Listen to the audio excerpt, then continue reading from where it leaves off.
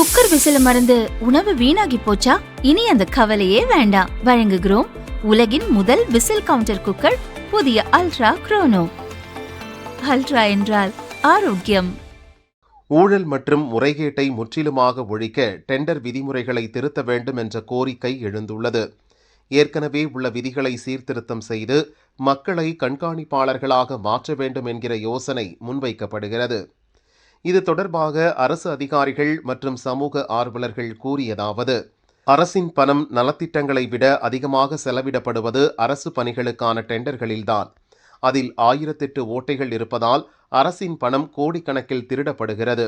இந்த திருட்டை தடுக்க டெண்டர் வழிமுறைகளை சரி செய்ய வேண்டியது அவசியமாகும். தாவேக அரசு தன்னை லஞ்சம் ஊழலுக்கு எதிரான அரசாக முன்னிறுத்தி வருகிறது.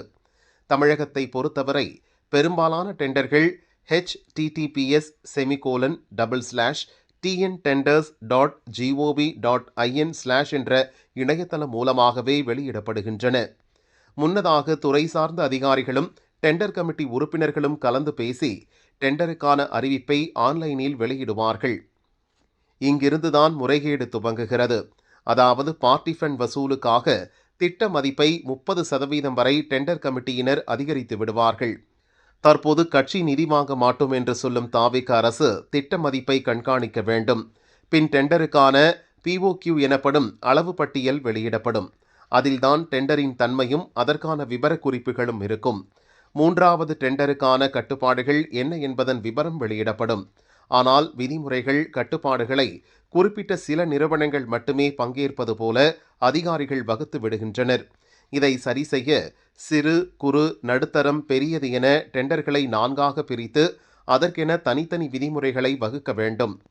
டெண்டரில் பங்கேற்ற ஒப்பந்ததாரர்களின் விண்ணப்பங்கள் நிதிசார் மற்றும் தொழில்நுட்ப ஏலப்புள்ளி வாரியாக ஆராயப்பட்டு தகுதியான நபர்களுக்கு AOC எனப்படும் பணி ஆணை வழங்கப்படும்.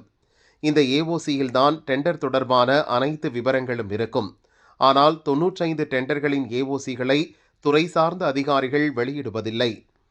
AOC இருந்தால்தான் பணிகள் முறையாக நடக்கின்றனவா என்பதை கண்டறிய முடியும். இந்த ஆதாரங்களை மறைக்க ஒப்பந்ததாரர்களும் அதிகாரிகள் இணைந்து அதை வெளியிடுவதில்லை. அதனால் ஊழலை ஒழிக்க நினைக்கும் அரசு AOC வெளியிடுவதை உறுதி செய்ய வேண்டும். அவ்வாறு பதிவேற்றம் செய்யாத அதிகாரிகள் மீது நடவடிக்கை எடுக்க சட்டத்தில் திருத்தமும் செய்ய வேண்டும். இவைகளை செய்யாமல் டெண்டர்களை ரத்து செய்வது மட்டும் தீர்வை தராது. டெண்டரில் பங்கேற்கும் நிறுவனங்களிடம் EMD எனப்படும் டெபாசிட் தொகை பெறப்படும். அதை டெண்டர் எடுக்க முடியாத நிறுவனங்களுக்கு திருப்பிக் கொடுக்காமல் துறை அதிகாரிகள் இழுத்தடிப்பார்கள். இதற்கு பயந்தே சிறு நிறுவனங்கள் அதிகப்படியான டெண்டர்களில் பங்கேற்க முடியாத நிலை உள்ளது. இதை சரி செய்ய EMDயை உடனே திருப்பி வழங்க வேண்டும். டெண்டர் கண்காணிப்பாளர்களாக மக்களை உருவாக்க வேண்டும்.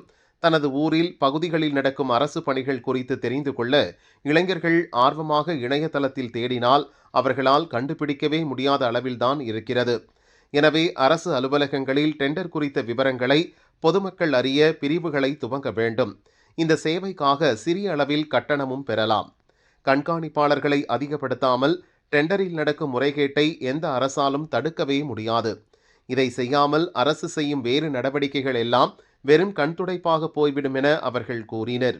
தாவேக ஆட்சிக்கு வந்த பின் மே 10 முதல் ஜூலை 17 வரை நகராட்சி, பொதுப்பணி, ஊரக வளர்ச்சி, நெடுஞ்சாலை, போக்குவரத்து, கூட்டுறவு உள்ளிட்ட துறைகளில் 2339 டெண்டர்கள் ரத்து செய்யப்பட்டுள்ளன. 253 பணிகளுக்கு மறு டெண்டர்கள் விடப்பட்டுள்ளன. அதே நேரத்தில் 10,560க்கும் மேற்பட்ட டெண்டர்கள் இறுதி செய்யப்பட்டுள்ளன. இதில் பெரும்பாலானவை கடந்த திமுக ஆட்சியில் வெளியிடப்பட்ட டெண்டர்கள் என்பது குறிப்பிடத்தக்கது.